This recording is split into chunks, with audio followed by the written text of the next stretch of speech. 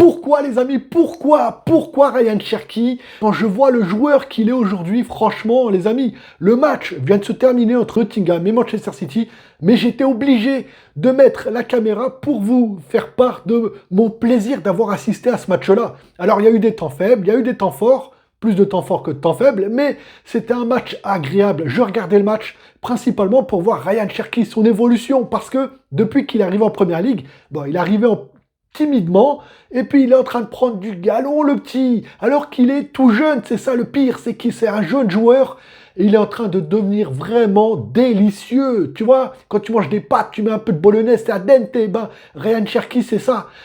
Manchester City, c'est déjà fort, mais lui, c'est la petite sauce qui manquait pour faire rayonner ce Manchester City. Bernardo Silva le faisait très bien à l'époque, mais il se fait vieillissant. Foden, c'est sur courant alternatif, c'est un coup bon, un coup moins bon, même s'il s'est réveillé un peu en fin de match. Mais tu vois qu'un Ryan Cherki aujourd'hui, il devient le moteur, le meneur de ce Manchester City. Guardiola, il est en train d'en faire un monstre.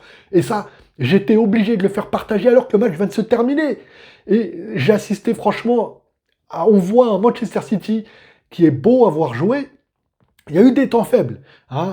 Il y a eu des moments où ils ont reculé, ils ont laissé la balle à Nottingham qui a beaucoup procédé en contre, où ils ont essayé aussi d'installer leur jeu en faisant tourner tout ça, mais tu vois que City, c'est en train de reprendre de la puissance, de la force, et ça fait plaisir parce que Guardiola le mérite, parce que Manchester City est une grande équipe, et que toute grande équipe, bah, on sait qu'ils reviennent au niveau tôt ou tard. Et vraiment de voir un Ryan Cherki prendre le jeu, c'est lui qui dicte, tu vois, le tempo.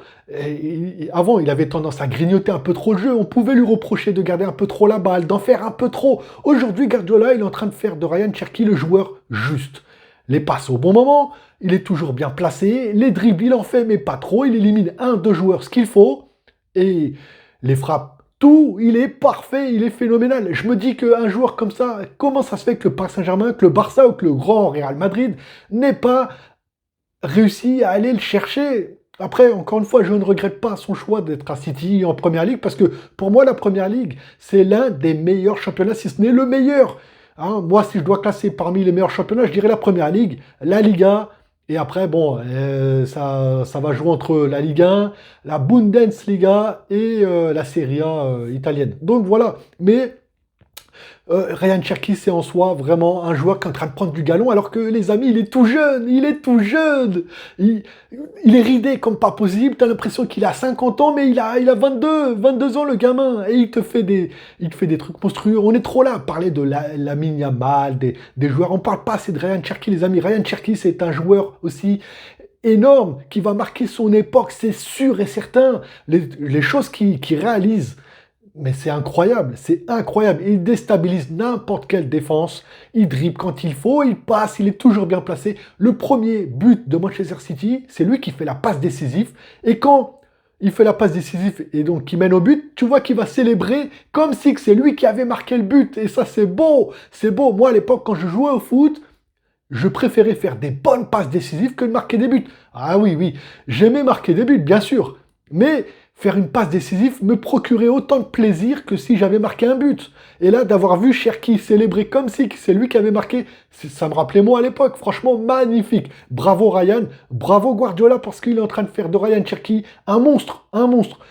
Kevin De Bruyne est parti, et là, on sent que Ryan Cherki, il est en train de, je dirais pas de prendre sa place, mais il est en train de prendre une place, ça c'est sûr, très importante dans ce collectif, dans ce jeu des Citizens, qui fait vraiment plaisir à voir jouer. Et moi, quand je vois Manchester City, c'est pas pour voir franchement l'équipe jouer, mais c'est parce que il y a Ryan Cherki. Ryan Cherki me donne envie de voir cette équipe jouer. Et ça, c'est magnifique, ça c'est beau.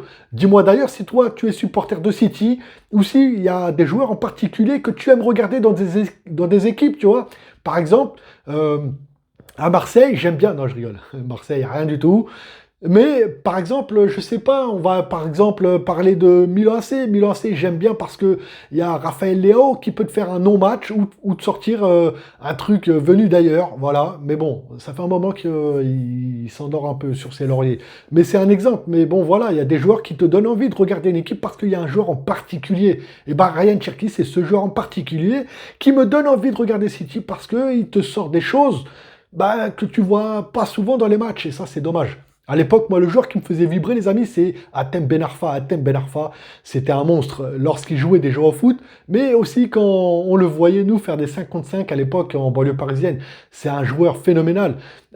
Tu lui prenais pas la balle. Hein. Lui, ou pour les plus anciens, Olivier Thomer. Olivier Thomer, c'était un ancien attaquant qui a joué au Racing Club de Lens et à Le Mans. C'est pareil, on n'en parlait pas beaucoup, mais c'est un joueur, quand il venait jouer avec nous, tu lui prenais pas la balle, le gars. Tu vois que c'est des professionnels, c'est des talents purs. Bon, Olivier Tonnerre n'a pas eu la même carrière que Hatem Ben Arfa, mais pour vous dire, les amis, Hatem Ben Arfa, quand on jouait avec lui, tu pouvais que faire un mur devant lui, mais il passait quand même. Bon, en tout cas, les amis, c'était un super match. J'étais obligé de faire part de mon ressenti parce que quel plaisir d'assister en ce samedi à ce match-là. Ça fait réellement plaisir. Et là, on va suivre le prochain match là que j'attends aussi avec impatience. C'est Arsenal là qui va jouer avec Gyökeres qui revient après des non-matchs parce il y a eu beaucoup d'argent d'investi sur lui. Il s'est dit être à la table des plus grands, mais aujourd'hui, il n'y a rien du tout. À part son dernier but, où il marque sur penalty contre Everton, mais sinon, c'est nada, c'est nul. Donc, j'ai envie de voir comment il va se placer, comment il va jouer. Et je reviendrai vers vous pour vous faire mon ressenti, parce que c'est pas un attaquant que j'aime pas, mais d'être au Portugal, de mettre 56 buts et d'arriver en Première Ligue et de dire je suis l'attaquant qui manque à Arsenal, aujourd'hui, il doit être très mal mentalement. Donc j'ai envie de voir comment il va se placer, comment il va jouer, comment il va se relever, parce que avec les retours d'Havertz et de Gabriel Jesus, ça doit être dur dans la tête de jouer dans cette attaque-là, sachant que bah, tu marques pas beaucoup et que tu t'es lancé des fleurs. Enfin bon, voilà, on va voir ça. Je reviendrai vers vous pour cette prochaine vidéo. Les amis aussi, on a Clément Turpin, incroyable. Clément Turpin a été élu arbitre de l'année dans un classement qui regroupe plein d'autres arbitres internationaux. Et dans ce classement, à la deuxième place, on a un autre Français, c'est François Le Texier. Avec ce classement, je me dis que finalement, on est peut-être un peu dur avec nos arbitres et plus généralement avec le football français. On est tous là, très souvent, à débiner bah, le championnat français, comme quoi il est faible, comme quoi il n'a pas le niveau par rapport à d'autres championnats. Alors oui, on a des équipes bien plus faibles, par manque de moyens aussi, et à cause des différentes taxes qu'il y a chez nous. Mais bon, on est trop sévère, je pense, avec le football français et avec nos arbitres français, puisqu'aujourd'hui, Clément Turpin est premier au classement. Et s'il est premier avec autant de points, eh ben, c'est pas pour rien. Il a été élu dans un classement qui regroupe donc plein d'autres arbitres internationaux. Et je me dis que nous, Français, ou qui vivons en France, ou je sais pas si tu vis en France, en Suisse, ou peu importe, on est trop méchants avec le football français en général, donc que ça soit l'arbitre ou nos équipes qui représentent la France. Après, on peut être sévère parce qu'on est dans le droit d'attendre mieux de nos équipes françaises, que ce soit en Europe, quand je pense à Nice, quand ils ont été rachetés, on s'attendait à un Nice qui joue les premières places et qui aujourd'hui bah, nous fait honte sur la scène européenne et puis en Ligue 1, avec ce qu'on voit depuis la saison dernière et cette année, on n'a pas envie de les revoir en Europe. Du moins, il faudrait qu'ils se relèvent avec des recrutements et on va venir après parce qu'on va parler aussi un peu transfert. Donc voilà les amis, qu'est-ce que vous pensez de ça? Est-ce qu'on est un peu dur finalement avec nos équipes françaises, avec les arbitres français? Moi je pense que bah, en pensant à tout ça, je pense que moi aussi, j'étais là à critiquer beaucoup nos équipes françaises, même les arbitres, quand je voyais Clément Turpin, non, non, non, mais finalement, ce classement me donne l'envie de me remettre en question, de réfléchir sur nos arbitres, finalement, sur le football français totalement, parce je pense, on est trop dur avec le football français en général. Transfert, les amis, on parle de Richarlison qui a été formé à Nice, qui est parti en Italie à la Fiorentina lorsqu'il jouait à Reims. À la Fiorentina, pour moi, le championnat italien, c'était pas le bon choix pour lui, mais il a choisi de partir à la Fiorentina. Aujourd'hui, la Fiorentina va très mal en Italie. Ils ont d'ailleurs perdu hier contre Parme 1-0. Mais Richarlison souhaite retrouver du temps de jeu, un international marocain avec 9 sélections, donc il devrait revenir en France, et plus précisément à Nice. Est-ce que c'est un bon choix de revenir à Nice? bah, si Nice veut se sauver, je pense que c'est un bon choix d'investir sur ce jeune joueur de 22 ans qui a clairement envie de retrouver du temps de jeu et envie de montrer... on sait le talent que c'est déjà, mais pour moi, oui, c'est un bon choix pour lui. Après, pour Nice, ça va être délicat. Il faut qu'il recrute encore des joueurs. Il faut des défenseurs. Il faut des attaquants. Parce que d'avoir vendu Laborde, je pense que ça fait énormément de mal. Parce qu'il n'a pas été remplacé. Et puis, pour les problèmes qu'il y a eu avec Boga et Mofi qui veulent tout simplement plus rejouer pour Nice.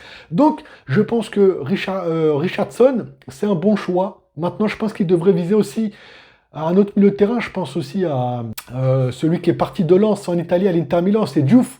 Diouf, mauvais choix de carrière aussi. Pourquoi tous nos jeunes joueurs, dès qu'ils ont un an de bon football, ça y est, on parle un peu d'eux, ils partent tous, c'est dommage. Parce qu'aujourd'hui, il est parti s'enterrer à l'Inter Milan. Et pour moi, justement, Diouf, ça serait le profil parfait pour jouer à Nice. Tu vois, si Richardson, il devrait normalement, Richardson, c'est pratiquement sûr, il va à Nice. Et ça serait bien que Nice puisse investir sur Diouf, tu vois, un prêt ou je sais pas, mais pour sauver, de toute façon, il n'y a pas de doute, il faut investir dans des joueurs arrivés avec un état d'esprit différent s'ils veulent sauver Nice, parce que Nice, pour moi, c'est catastrophique.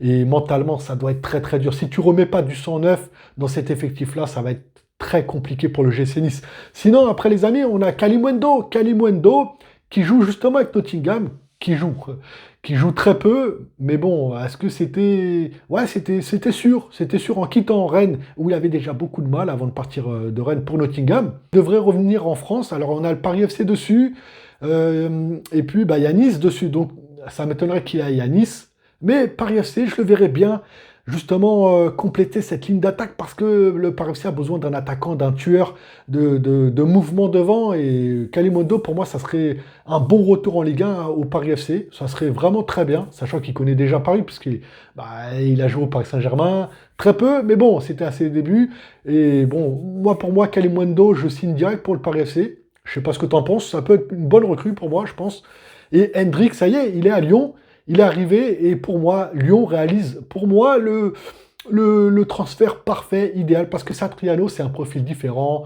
mais tu vas pas aller loin avec un Satriano qui appartenait à l'Inter, qui a été prêté la saison dernière donc à Lens et puis qui était aussi à Brest. Je comprends pas trop le profil, pourquoi Lyon est parti recruter ce joueur-là. C'était pour moi pas l'attaquant idéal direct. Dès que j'ai vu qu'il signait à Lyon, je me suis dit pourquoi. J'ai pas compris. Je suis pas supporter de Lyon, je suis supporter du beau football, du Paris Saint-Germain. Et oui, les amis, si vous le savez. Mais voilà, j'aime le beau jeu, j'aime notre Ligue 1, j'adore la Première Ligue, j'aime tout. Mais bref, Hendrick, c'est une super recrue pour Lyon. Il a besoin de temps de jeu, il va en avoir avec Lyon. C'est un profil parfait qui sait jouer en profondeur, qui sait jouer dos au but. C'est le joueur parfait qui va amener ce plus à l'Olympique Lyonnais. Maintenant, savoir s'il va réussir à s'intégrer rapidement à la Ligue 1, qui a un profil quand même style Première Ligue. Donc voilà, faut voir. Après, il a l'air assez crapu, le petit. Donc non, pour moi, Lyon, je suis impatient de voir comment il va réussir à s'adapter. Est-ce qu'il va prendre du temps ou pas? Parce qu'il est en ligne de mire la Coupe du Monde, le gamin. Et s'il veut la Coupe du Monde, il faut qu'il prouve dès qu'il arrive. Donc pour moi, c'est un très bon prêt obtenu du Real Madrid. Donc ça, c'est parfait. Donc voilà les amis, c'était une petite vidéo qui regroupe un peu pas mal de choses. Dis-moi si tu as bien aimé, si tu veux plus de transferts, plus de ci, plus de ça. N'oublie pas un petit like, un petit abonnement, ça donne toujours plus de force, ça fait plaisir aussi. Et moi je vous dis à très vite pour une prochaine vidéo. À bientôt. Boum.